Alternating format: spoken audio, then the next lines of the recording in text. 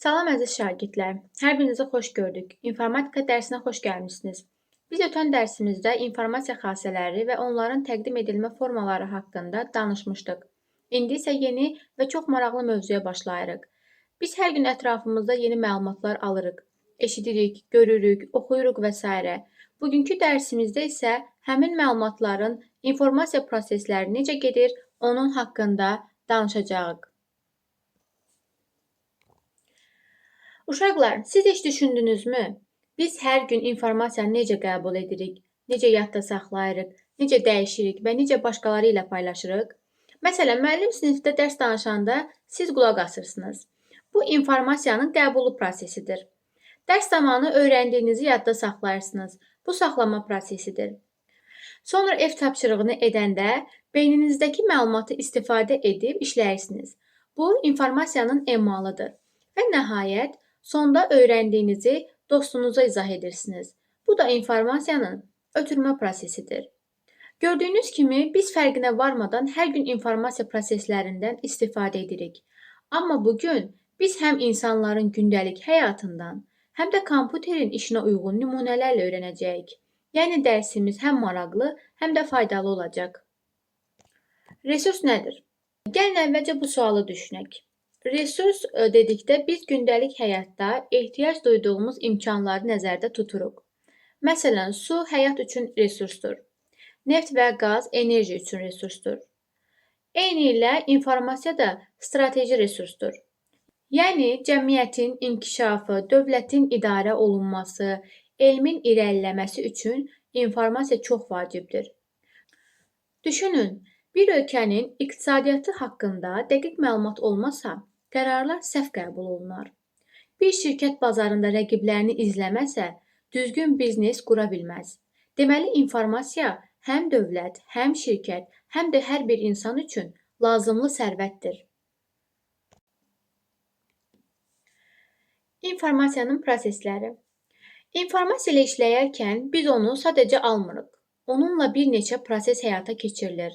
İnformasiya prosesləri çoxdur. Onlardan ən əsasları bunlardır. İnformasiyanın qəbulu, informasiyanın saxlanması, informasiyanın emalı və ötürülməsi. Gəlin hər birini həm həyat, həm də texnologiya nümunələri ilə izah edək.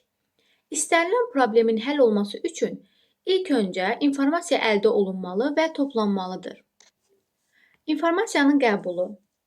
Biz keçən dərsimizdə demişdik ki, insan həyatda informasiyanı əsasən duyğu orqanları vasitəsilə qəbul edir. Nümunə də göstərmişdik ki, göz, qulaq, burun, dil və dəri. Biz dərsdə müəllimin danışığını qulaqla eşidirik, kitabı gözlə oxuyuruq, telefonumuzda mesaj gəlir, ekranda görürük. Kompüterlərdə isə xüsusi qəbul etmə cihazları ilə alınır informasiya. Bunlara nümunə olaraq klaviatura, siçan, mikrofon, kamera və skaner.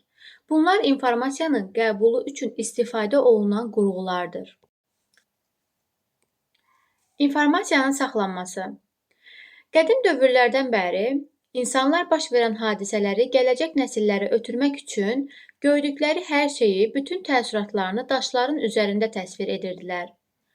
İnformasiyanı qəbul etdikdən sonra onu saxlamaq lazımdır.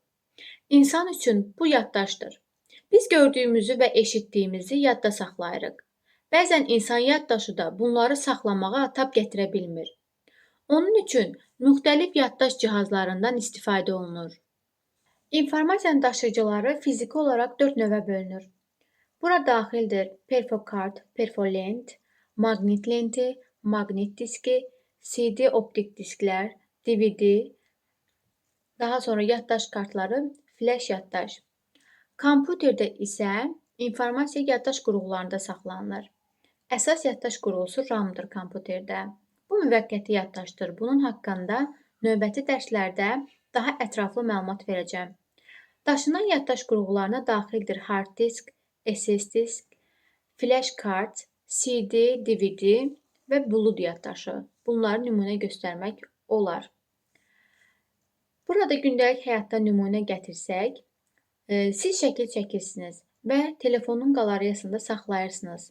Əgər silinməsini, itməsini istəmirsinizsə, Bu zaman bulud yaddaşına da yükləyə bilərsiniz. Bu da informasiyanın saxlanması prosesidir. Daha sonra, informasiyanın emalı. Biz informasiyanı niyə emal edirik? Məsələn, sizə bir neçə rəqəm verilsə, 5, 10, 15, sadəcə bu rəqəmlərə baxmaqla onların mənasını tam başa düşmək olmur. Amma biz bu rəqəmlərin ortasını yaxud ən böyüyünü seçsək, artıq məlumatdan nəticəni çıxarmış olarıq. Bu proses informasiyanın emalıdır. İnformasiyanın emalı nədir? Qəbul olunmuş məlumat üzərində müxtəlif əməliyyatların aparılmasıdır. Yəni məlumatı dəyişmək, yoxlamaq, sıralamaq, hesablamaq və ya başqa formaya salmaq. İnsanlarda emal prosesi necə gedir? Bizim beynimiz hər gün informasiya emalı ilə məşğuldur. Məsələn, yemək hazırlayanda reseptə baxırıq. Lazım olan məhsulları bir yerə yığırıq. Bu informasiyanın emalı prosesidir. Kompüterdə isə informasiyanın emalı əsasən prosessor vasitəsilə həyata keçirilir. Prosessor bütün hesablamaları, müqayisələri və əməliyyatları yerinə yetirir. Məsələn, mətn redaktorunda yazını düzəldirik. Mətndən sözləri silirik, əlavə edirik və s. Bu da informasiyanın emalı prosesidir. İnformasiyanın ötürülməsi. Əgər bildiyimiz məlumatı özümüzdə saxlasaydıq, onu heç kimlə paylaşmasaydıq nə olardı? Məsələn, müəllim dərsdə danışmasa, bütün məlumatı özündə saxlasaydı, şagirdlər heç nə öyrənə bilməzdi. Deməli, informasiya yalnız paylaşılarsa dəyərli olar. Buna görə də informasiyanın əsas proseslərindən biri də ötürülməsidir. İnformasiyanın ötürülməsi nədir? İnformasiyanın ötürülməsi məlumatın bir yerdən başqa yerə, bir insandan digərinə və ya bir cihazdan başqa cihaza göndərilməsidir. İnsanlarda ötürmə prosesi necə gedir?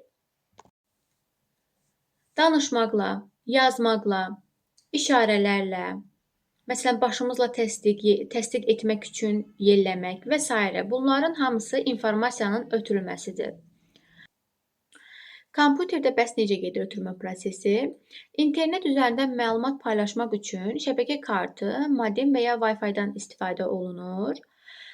Telefonlar arasında şəkil və ya musiqi paylaşmaq üçün Bluetooth, faylları bir kompüterdən götürüb digərində açmaq üçün isə USB flash yaddaşdan istifadə olunur. Bulud texnologiyası.